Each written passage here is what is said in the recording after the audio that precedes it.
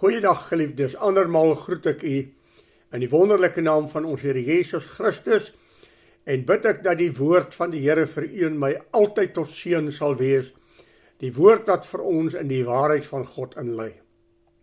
Jy sal onthou dat ek vir u gesê het, Psalm 119 gaan hoofsaaklik oor die woord in die lewe van die mens en wat die woord vir ons gee, wat het ons leer aangaande God, wat ons leer aangaande die Here Jesus, die Heilige Gees en die weg van God wat het vir ons baan.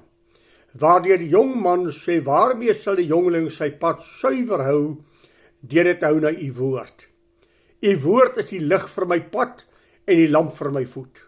Nou, ons staan vandag stil daar by verse 96 van hierdie Psalm, wat so klink: aan alle volmaaktheid het ek 'n einde gesien, maar u gebod is baie wyd. Wat wil die psalmis vir u en my sê? Alle dinge, selfs die dinge wat ek en u as volmaak beskou en wat as volmaaktheid gereken is, het 'n einde. Maar die bevele van die Here sal vir alle ewigheid staan, dit is tydloos. Dit wat God gesê sal geld vir alle tye. Alles wat die mens doen op aarde is aan die einde verganklik. Alles op hierdie aarde is faalbaar en verganklik. Daarom het die Here Jesus Christus ook gesê dat ons nie vir ons 'n skat op die aarde met mekaar maak waar die roes en die mot verniel nie, maar dat ons ons skat in die hemel by mekaar sal maak. Maar u gebooie, Here, dit wat u vir ons gegee het, is fouteloos, onfeilbaar. In so mate dat die Here Jesus in Matteus 5 vers 17 gesê het, nie een jota of titel van die woord van God sal in ewigheid verlore gaan nie. Selfs die woord van die Here sal in die hemel nog voortgaan, daar waar God met ons gaan praat. Alles hier op aarde het 'n bepaalde leeftyd, en dan breek daar 'n einde vooraan. Ja, daar is selfs bome wat duisende jare staan, maar hulle sal ook nog eendag omval, en hulle einde gaan ook aanbreek. Alles op aarde is verganklik en van verbygaande aard.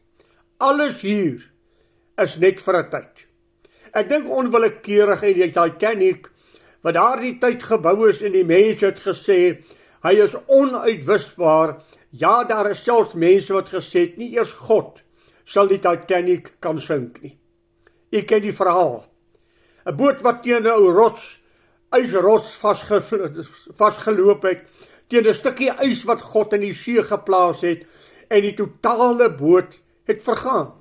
Alles is verganklik. Al dink jy dit is volmaaktheid, dan sal dit verbygaan. Daarom sal die apostel Paulus ook vir ons sê, ek vermaan julle dan by die goedertierenheid van God, dat julle liggame stel as 'n lewende, heilige, aan God welgevallige offer. Dit is julle redelike godsdiens. Dit is al wat staande bly. En word nie aan die wêreld gelykvormig nie, maar word verander deur die vernuwing van julle gemoed, sodat julle kan beproef wat die goeie en welgevallige en volmaakte wil van God is. 1 Johannes sê, moenie die wêreld lief hê of die dinge wat in die wêreld is nie. Die begeerlikheid van die oë, die begeerlikheid van die vlees en die grootsheid van die lewe nie. Want alles gaan verby. Dit sal alles verbygaan. Al wat sal bly staan is die wil van God. Die wêreld en al sy begeerlikhede gaan verby. Ja, sê die woord vir ons, self die aarde, self die skepping is aan die nietigheid onderworpe. Hierdie aarde sal in sy totaliteit ook nog vergaan. Daar gaan 'n dag aanbreek wat die Bybel sê, hierdie aarde gaan ook maar deur vuur en swaal vernietig word. Daarom word ek en u opgeroep om te sê dat ons in ons verhouding met God daar moet konsentreer. Alles op hierdie aarde roep na God, en sê die skepping roep met reikhalsende verlange na die nuutmaking, dat God die aarde weer sal nuut maak, 'n nuwe hemel en 'n nuwe aarde sal skape, want ook die aarde ly onder die sondeval van Adam en Eva. Die oomblik toe Adam en Eva sondig, toe het die Here hulle buite die tuin van Eden gesit en het gesê, in die sweet van jou aangesig sal jy jou brood verdien. Daarvandaan het sonde in die wêreld gekom, het die dood in die wêreld gekom, het onheil in die wêreld gekom en het verganklikheid in die wêreld gekom, deur die sonde van Adam en Eva. Ja, self die hemelruim daarbo het nie ongeskonde gebly nie. Die Bybel sê in die hemelruim daarbo woon daar bose geeste. Onthou jy wat sê Paulus daar in Efesiërs 6? Ons worstelstryd is nie teen vlees en bloed nie, maar teen die owerhede, teen die bose magte in die lig. Dink maar aan aardverwarming en al die verskillende dinge. Self die hemelruim het nie ongeskonde gebly nie. Alles is aan die nietigheid onderworpe. Daarom sal God 'n nuwe hemel en 'n nuwe aarde skape. Alles wat deur die sonde bevlek is, sal gaan. Onthou jy vir Daniël in die 10de hoofstuk waar hy gebid het, 3 weke gevas en bid het, en dan verskyn die engel van die Here aan hom. Die engel van die Here sê vir hom, Daniël, die eerste dag toe jy gebid het, het ek jou gebed gehoor. Maar die magte van die bose het teen my gestaan. En as Gabriël my nie kom help het nie, sou ek nie deur hierdie vors van die magte kon breek nie. En nou moet jy my verskoon. Die volgende vors wat teen my staan is die vors van Griekeland. Alles is aan die nietigheid onderworpe. Alles wat lyk na volmaaktheid het 'n einde en sal ten einde loop. Daarom moet ek en jy ons hoop stel, nie op die aarde en die aardse dinge nie.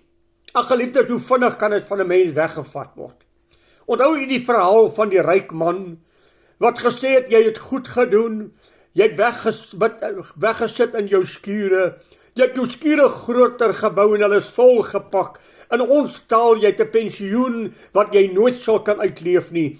Nou kan jy vir jouself sê, rus siel, want jy het hard gewerk. Dan sê God vir hom, jou dwaas, in hierdie nag vat ek jou rykdom weg, vat ek jou lewe weg, en wat het jy van alles wat jy bymekaar gemaak het? Hoe vinnig kan 'n mens se lewe op aarde verander? Jy kan alles in die wêreld hê, en dit in 'n oomblik verloor. Lukas, die 9de hoofstuk, vers 25 sê ook, wat sal dit 'n mens baat as hy die hele wêreld win, maar aan sy siel skade ly?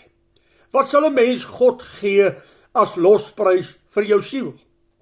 Deur Jesus het ons aanbeveling gesê, moenie vir julle 'n skat op die aarde bymekaar maak nie. Maak vir julle 'n skat in die hemel bymekaar, waar daar geen mot en roes is nie, waar daar geen vernieling sal plaasvind nie. Ja, ek en jy, hier op aarde is in 'n stryd. Ons is in stryd met die bose, omdat die Bybel sê, die hele wêreld is in die mag van die bose. En nou sê Petrus vir ons, waak en bid, want julle teestander die duiwel loop rond soos 'n brullende leeu, en hy soek wie hy kan verslind. Waardeur verslind hy ons? Deur begeerlikheid. Jakobus sê dit mos. As jy versoek word, moenie sê jy word deur God versoek nie. God versoek niemand nie. En hy kan nie die kwaad self nie versoek word nie. Jy word versoek as jy deur jou eie begeerlikhede meegesleur word. En wanneer die begeerlikheid tot sy volheid gekom het, baar dit sonde. En as die sonde tot sy volle ontwikkeling gekom het, bring dit die dood voor. Dit is mos juis begeerlikheid wat hierdie wêreld in sonde gedompel het. Die woorde wat aan Eva gesê is, julle sal soos God word as julle van hierdie boom eet. En let op, sy het na die boom gekyk en dit was 'n begeerte vir die oë en 'n lus om van te eet. En die begeerte wat in haar ontstaan het en die lus om te eet, het haar die hand laat uitsteek en sy het van die vrug geneem, en die volgende oomblik toe word hulle gewaar, hulle is naak, hulle is sonder God, daar is skeiding tussen hulle en God gekom. Ek en jy lewe aan die einde van dae, geliefdes. Openbaringe 12 vers 12 sê, hy het met groot woede neergedaal, omdat hy besef dat sy tyd min geword het. Daarom vestig vir julle 'n skat in die hemel, daar waar geen skade julle aangedoen kan word nie. Die Here Jesus het ook in Matteus 6 vers 33 gesê, soek allereers, bo alles, die koninkryk van God en sy geregtigheid, en die res sal vir jou deur God gegee word. God sal vir jou sorg. Stel hom net nommer 1 in jou lewe, maak hom net die prioriteit in jou lewe, en jy sal nooit honger ly nie. God sal vir jou sorg. Die jong leeu sal honger ly, sê die Bybel. Maar hy wat op die Here wag, sal nooit honger ly nie. Daarom moet ons prioriteite regkry. Die enigste plek wat vir jou dividende oplewer, is jou verhouding met God. Geliefdes, die enigste plek wat dividende oplewer, is dit wat in ewigheid sal bly staan, is jouself. Wat het God in jou gedoen? Dis al wat jy saamvat. Wat het God vir jou gegee? Dis al wat jy saamvat. Wat het God deur jou vir ander mense gedoen? Dis al wat jy saak maak. Al wat ewiglik is die werke van God. In jou en deur jou. Dis al wat staande bly. Maar alles wat jy op die aarde bymekaar gemaak het, is oorgegee aan die nietigheid. Alle volmaaktheid het ek 'n einde aan gesien. Niks is vir ewig nie. Daarom wil ek weer eens vir u sê, maak vas aan hom. Maak vas aan sy woord. Eer hom en gehoorsaam hom deur wat sy woord vir u sê, dat hy in u kan werk, dat hy sy werke in u kan voortsit, dat hy jou verander na die beeld van ons Here Jesus Christus, sodat as jy voor God staan, dat jy onberispelik en opreg voor hom sal wees. Hy het vir ons die Heilige Gees gegee, om ons in die volle waarheid van God in te lei. Daarom luister net na hom. Gee ag op die Heilige Gees se stem wat met jou praat. Want hy praat met jou en hy praat met my as sy kindjie, maar ons luister nie altyd nie. Ons bedroef so dikwels die Heilige Gees en ons verloor die seën van die Here. U gebooie, u gebod is baie wyd. Dit bly vir altyd. Dit sal nooit verlore gaan in ewigheid nie. Daarom moet ek en jy onsself daarop instel om aan God welbehaaglik te wees. Filippense 3 vers 15 sê, dat julle onberispelik en opreg sal wees. Kinders van God, te midde van 'n krom en verdraaide geslag, onder wie julle skyn soos ligte in die duisternis. Ag, ek het al so baie vir u hierdie teks gekwoteer, maar ek gaan hom weer vir u gee. Kolossense 1 vers 10, dat ons waardiglik voor hom mag wandel, om hom in alles te behaag, en ons in elke goeie werk vrug mag dra, en in die kennis van God mag groei. Die Hebreërs skrywer het so mooi gestel in Hebreërs 12 vers 28. Aangesien ons so 'n koninkryk deelagtig geword het, laat ons dan voor God lewe in dankbaarheid. Laat ons hom met eer en met vrees aanbid. Geliefde, die feit dat God jou sy kind gemaak het. 1 Johannes sê dit so mooi. Kyk wat 'n groot liefde die Vader aan ons bewys het, dat ons kinders van God genoem kan word, erfgename van God, mede-erfgename saam met Christus. Wat beteken dit vir jou en my? Wat is die impak daarvan vir jou en my? Eer ons dit? Jaag ons dit na, soos Paulus daar in Filippense 3 vers 12 en 14 sê, ek jaag daarna, na die volmaaktheid, as ek dit aangryp. Ek vergeet die dinge wat agter is. Ek strek my te wat voor is. Ek jaag na die doel om die hoë prys, die prys te verkry van die hoë roeping in Christus Jesus ons Here. Kan ek weer vir jou herinner aan die Here Jesus se woorde?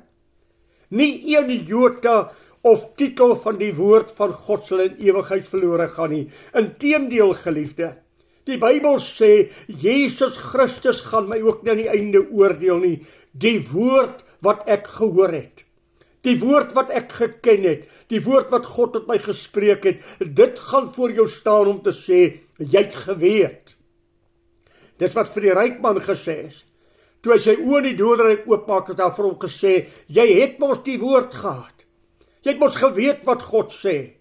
maar jy het nie tyd met God en sy woord gespandeer nie, en nou is jy van God verwyder, vir tyd en ewigheid. Jy sal nooit weer jou posisie kan verander nie. Daarom terwyl ek en jy op die aarde is, moet ons jaag, en ons oë moet gefestig wees op die onverganklike, ewige.